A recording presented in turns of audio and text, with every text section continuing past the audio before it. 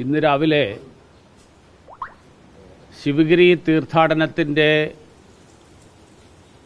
തീർത്ഥാടക സമ്മേളനത്തിൻ്റെ വേദിയിൽ ബഹുമാന്യനായിട്ടുള്ള മുഖ്യമന്ത്രി നടത്തിയ പ്രസംഗം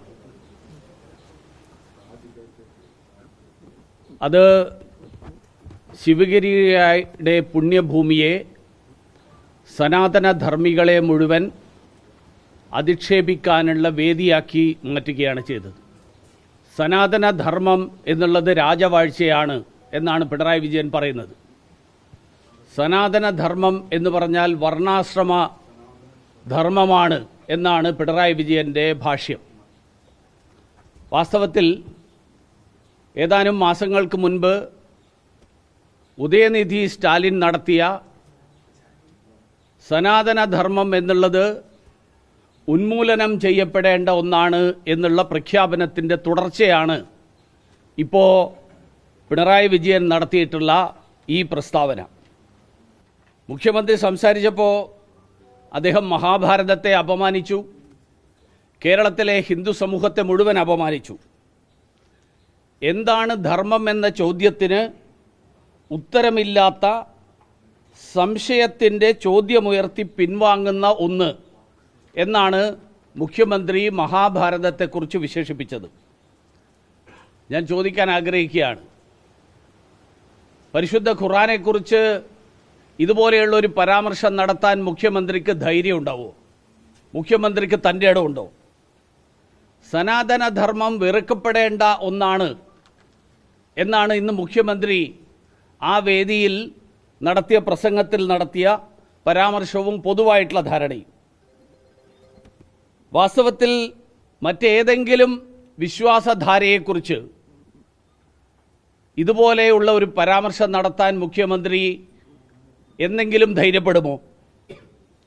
സനാതനം എന്ന് പറഞ്ഞാൽ മാറ്റമില്ലാത്തതാണ്, മാറ്റമില്ലാത്ത ഒന്നാണ് എന്നെവിടെയും ആരും പറഞ്ഞിട്ടില്ല. മാറ്റത്തിന് വഴങ്ങാത്തതാണ് എന്നാരും പറഞ്ഞിട്ടില്ല. അതുകൊണ്ടാണ് ഈ ആചാരങ്ങളിലെ, ഈ ജീവിത രീതികളിലെ ജീർണതകൾ, ആ ജീർണതകൾ ഉണ്ടായപ്പോൾ ജാതീയത ഉൾപ്പെടെയുള്ള ജീർണതകൾ, ആ ജീർണതകൾക്ക് മാറ്റം വരുത്താൻ ശ്രീനാരായണ ഗുരുദേവനെ പോലെയുള്ള ഒരാൾ അതിനു വേണ്ടിയിട്ട് പരിശ്രമിച്ചപ്പോൾ അതിനെയും ഉൾക്കൊള്ളാനും അതനുസരിച്ച് തിരുത്തൽ വരുത്താനും സനാതന ധർമ്മപാതയിൽപ്പെടുന്ന ആളുകൾ സന്നദ്ധരായത്.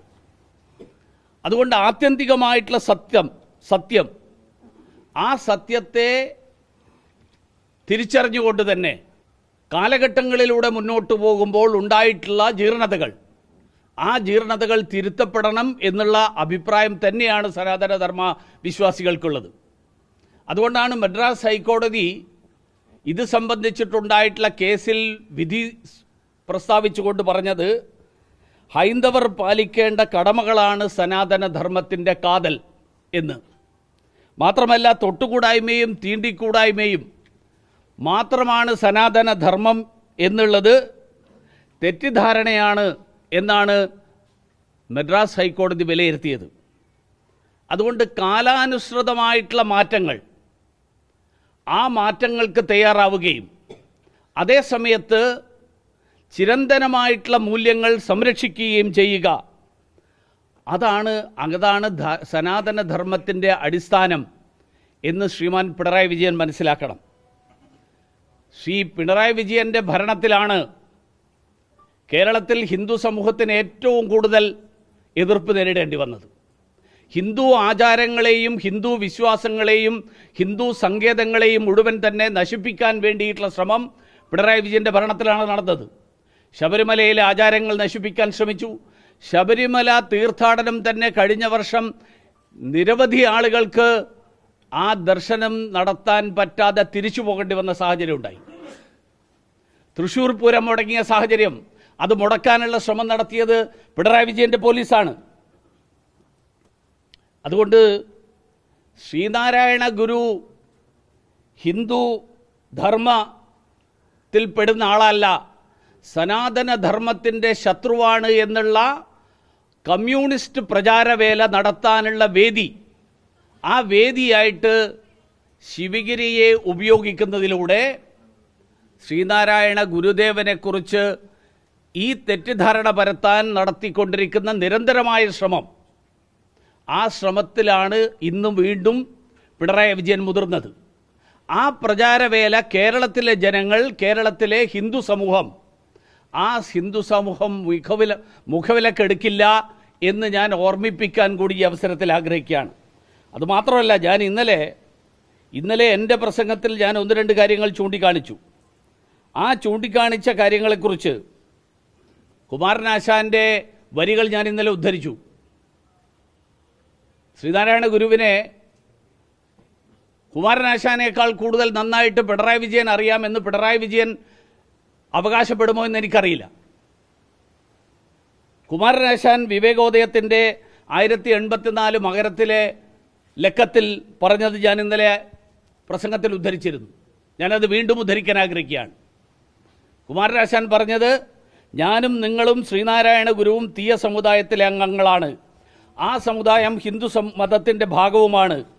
വിദ്വാൻമാർക്കും അവിദ്വാൻമാർക്കും, ധനവാന്മാർക്കും ദരിദ്രർക്കും, സുഖികൾക്കും ദുഃഖികൾക്കും എന്ന് പറഞ്ഞാൽ രാജാക്കന്മാർക്ക് എന്നല്ല പറഞ്ഞത്, ഒരുപോലെ ആശ്വാസത്തെയും ആശയെയും ജനിപ്പിക്കത്തക്കവണ്ണം സർവതോന്മുഖമായ വ്യാപ്തിയും മഹാത്മ്യവുമുള്ള മതം ഹിന്ദുമതത്തെപ്പോലെ മറ്റൊന്നില്ലെന്ന് അറിഞ്ഞവരെല്ലാം സമ്മതിച്ചിട്ടുള്ള കാര്യമാണ്.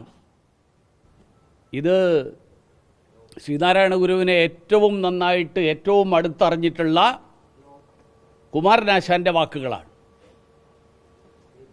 ആ വാക്കുകൾ ഞാൻ ഉദ്ധരിച്ചതിനെക്കുറിച്ച് മുഖ്യമന്ത്രി ഒരു മറുപടിയും പറഞ്ഞിട്ടില്ല. ഞാൻ ഇന്നലെ അതുപോലെയുള്ള നിരവധി ഉദാഹരണങ്ങൾ അവിടെ ചൂണ്ടിക്കാണിച്ചു. അതിനൊന്നും മറുപടി പറഞ്ഞില്ല.